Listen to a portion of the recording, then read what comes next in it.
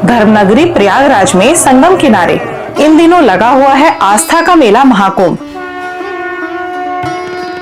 इस मेले में पतित पावनी गंगा में आस्था की एक डुबकी लगाकर पुण्य की प्राप्ति के लिए देश दुनिया के कोने कोने से लाखों श्रद्धालु आ रहे हैं। लेकिन इनमें तमाम लोग ऐसे भी हैं जो जीवन मरण के बंधन से मुक्ति यानी मोक्ष की कामना के लिए संगम की रेती पर 1 महीने का कल्पवास कर रहे हैं।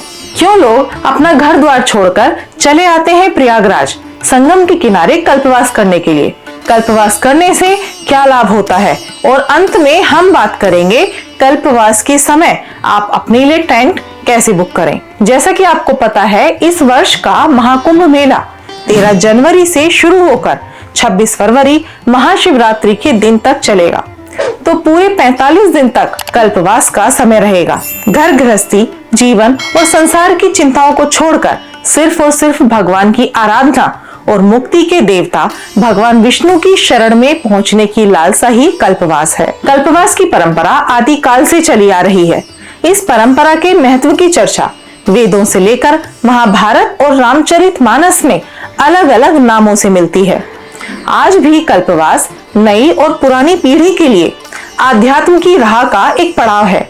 बदलते समय के अनुसार कल्पवास करने वालों के तौर तरीकों में बदलाव जरूर हुए हैं, लेकिन ना तो कल्पवास करने की संख्या में कमी आई है और न ही आधुनिकता इस पर हावी हुई है। भारतीय आश्रम परंपरा में गृहस्थ आश्रम को सबसे श्रेष्ठ माना गया है, जिसमें साल में 11 महीने घर में रहकर और 1 महीने मोह माया से दूर पवित्र नदियों के संगम किनारे वास करके जप तप और साधना से मुक्ति का मार्ग प्रशस्त होता है। मोक्ष की इसी लालसा को लेकर लाखों श्रद्धालु धर्म की नगरी तीर्थराज प्रयाग में गंगा यमुना सरस्वती नदी के त्रिवेणी पर 1 महीने तक वास करते हैं। 1 महीने तक त्याग और संयम का जीवन जीते हुए पूरे समय भगवान के नाम का सत्संग करने वाले कल्पवासियों की इसी अनूठी दुनिया में धर्म आध्यात्म आस्था समर्पण और ज्ञान व संस्कृति के तमाम रंग देखने को मिलते हैं। कल्पवास के दौरान कल्पवासियों को जमीन पर शयन करना होता है। इस दौरान फलाहार और एक समय का भोजन करने का भी प्रावधान है। कल्पवास की शुरुआत करने के बाद इसे 12 वर्षों तक जारी रखने की परंपरा भी है। सुबह से शाम तक सिर्फ और सिर्फ भगवान का गुणगान, कभी भजन के जरिए तो कभी पूजा आराधना यज्ञ जप तप और स्नान ध्यान के जरिए पूरा 1 महीना भगवान को समर्पित करना कल्पवास कहलाता है। मान्यताओं के अनुसार प्रयाग में सूर्य के मकर राशि में प्रवेश करने के साथ शुरू होने वाले 1 मास के कल्पवास से 1 कल्प अर्थात ब्रह्मा जी का 1 दिन जितना पुण्य मिलता है। आइए अब हम जानते हैं कल्पवास के क्या क्या नियम हैं। जो भी मनुष्य गृहस्थ कल्पवास का संकल्प लेकर आता है उसे यहाँ साधु संतों या खुद की बनाई पनकुटी या झोपड़ी टेंट में रहना होता है। लेकिन आज के समय में ऐसे तमाम पुरोहित हैं जो झोपड़ी की व्यवस्था कर देते हैं।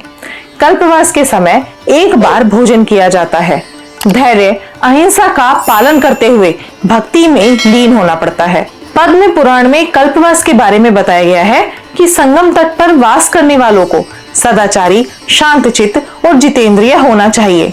कल्पवास के दौरान 3 कार्य तय किए गए हैं: जप तप होम हवन और दान। कल्पवास करने वाले व्यक्ति की दिनचर्या गंगा स्नान और पूजा अर्चना से शुरू होती है। इसके बाद देर रात तक भजन कीर्तन प्रवचन सत्संग जैसे आध्यात्मिक कार्यों में सम्मिलित रहना पड़ता है।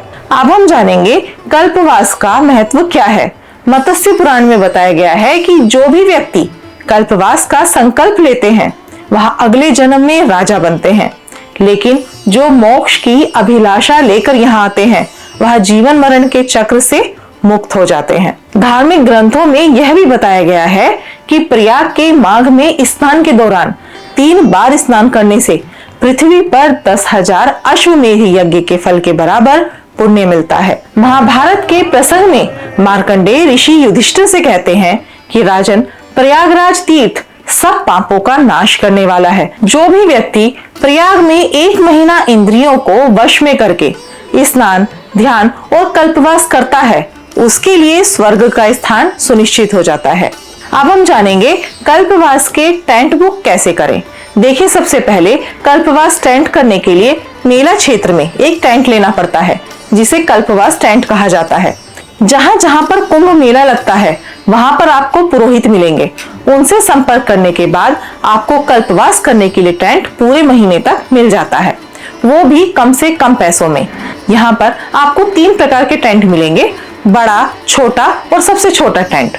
इनके रेट साइज के हिसाब से अलग अलग है, जैसे कि बड़ा टेंट 10,000 से लेकर 20,000 तक है, छोटा टेंट 5,000 से लेकर 8,000 तक है और सबसे छोटा टेंट 3,000 से लेकर 5,000 तक मिल जाता है। एक टेंट के अंदर आप लोग जितना रुकना चाहे उतना रुक सकते हैं, वो आपके ऊपर है।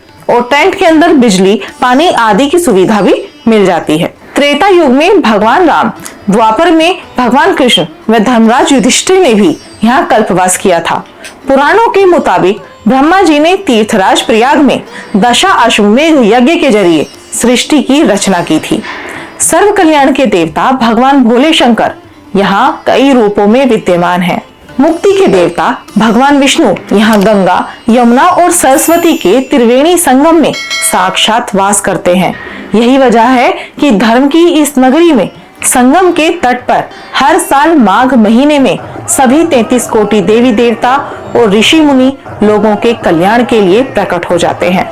इनकी मौजूदगी यहाँ के कण कण में भक्ति और आध्यात्म की ऐसी विलक्षण ऊर्जा पैदा कर देती है कि कल्पवास करने वाले श्रद्धालुओं का रोम रोम भक्ति के सागर में डूब जाता है। मैं उम्मीद करती हूँ मेरी आज की वीडियो आपको जरूर पसंद आई होगी। अगर आप हमारे चैनल पर नए हैं तो प्लीज चैनल को सब्सक्राइब करें, वीडियो को अपने दोस्तों को आगे शेयर करें, जिससे और लोगों तक भी इसकी जानकारी पहुंच सके।